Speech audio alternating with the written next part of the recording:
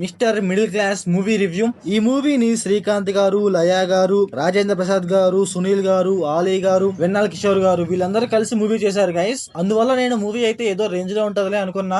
Mythology అన్నారు, వెంకటేశ్వర స్వామి అన్నారు, middle class అన్నారు, ఏదో ఉంటదిలే అనుకున్నా. మూవీ స్టార్ట్ చేయడమే మన విజయ్ దేవరకొండ గారి ఫ్యామిలీ స్టార్ లాగా స్టార్ట్ చేస్తారు. మూవీ స్టార్టింగ్ లో నాకైతే కొంచెం తేడా కొట్టింది. అప్పులు అంటారు, బాధలు అంటారు, డబ్బులు అంటారు, కష్టాలు అంటారు, ప్రెగ్నెన్సీ అంటారు, వైఫ్ అంటారు, సంతోషం అంటారు, అన్ని తిప్పేసి ఏదో చేద్దామని ఫిక్స్ అవుతారు. మెయిన్ థింగ్ ఏంట్రా అంటే దేవుడిని తీసుకొచ్చి పెట్టేస్తారు. సరే తెచ్చారు, ఏమైనా మంచిగా యూజ్ చేశారా అంటే లేదు. ఫస్ట్ ఆఫ్ ఆల్ ఏంటంటే మూవీలో స్టోరీ అయితే కొంచెం డిఫరెంట్ గానే ఉంది. ఓకే కాకపోతే ఏంటంటే మూవీలో స్టోరీ టెల్లింగ్ గైస్ అదైతే అంత లాజిక్ గా ఉండదు. మనకి కొన్ని సీన్స్ ఉంటాయి మూవీలో, అవైతే అసలు అంత నమ్మకంగా కూడా అనిపించవు. అలాగే మూవీలో ఒక వే ఆఫ్ ఎమోషన్ ఉండదు. అందువల్ల అయితే మనం అయితే మూవీకి అయితే అసలు కరెక్ట్ అవ్వం. దేవుడిని తీసుకొచ్చారు, కష్టాలు అన్నారు, ఈ కష్టాలు చూపించే విధానం బాగా చూపించారా అంటే లేదు.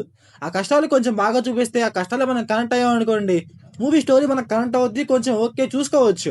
కాకపోతే ఏంటంటే మూవీ స్టార్టింగ్ లో ఆ కష్టాలు రాడ్ రొటీన్ గా చూపిస్తా ఉంటారు, అవేవో మనకైతే వర్కౌట్ అవ్వవు. మూవీలో గైస్ అక్కడ వెంకటేశ్వర స్వామి కొన్ని వర్డ్స్ ఉంటాయి. ఆ వర్డ్స్ గైస్ కొంచెం పర్లేదు, నాకైతే కొంచెం బాగా అనిపించాయి.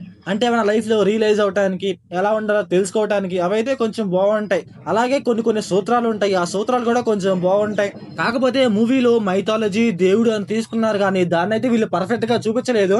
అలాగే సెకండ్ హాఫ్ లో ఏంటంటే గాడ్ వచ్చేసి డబ్బులు ఇచ్చేస్తే మన హీరో ఏమో రిచ్ అయిపోతాడు. సరే అక్కడి నుంచి ఏమన్నా మూవీ స్టోరీ ఏమన్నా కొంచెం డిఫరెంట్ గా ఉందా అంటే లేదు.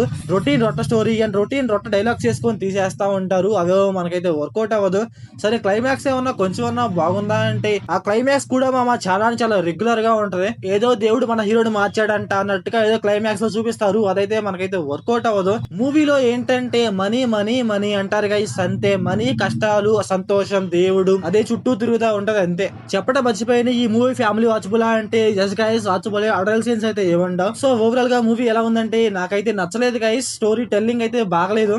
సో మీరు మూవీ చూస్తుంటే మీకు ఎలా అనిపించిందో కామెంట్ చేయండి. So thanks for watching.